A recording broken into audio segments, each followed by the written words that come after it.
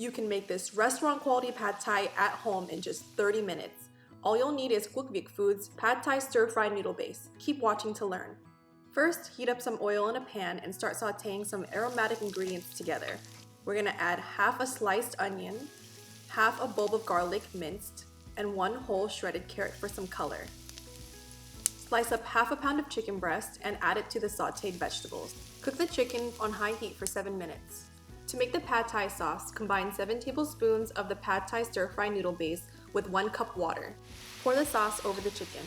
One 10-ounce jar can make 4 servings. Today, we're only making 1/4 of the jar, or 7 tablespoons.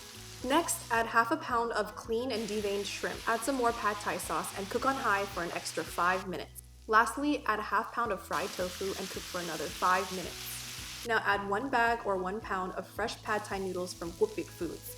These thick rice noodles are perfect for this dish.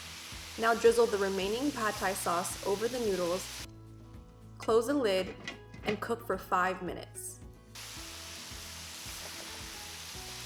At this point, the noodles should be al dente and not yet cooked all the way through. Now add an egg straight to the pan and scramble it in with the noodles.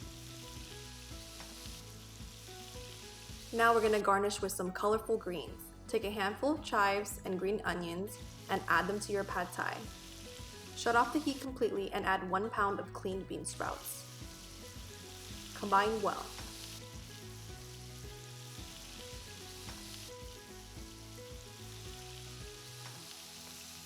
Lastly, garnish with some roasted peanuts and some limes, and there you have it. 30-minute pad thai made in the comfort of your own home using Quốc Việt Foods pad thai stir-fry noodle base. Enjoy!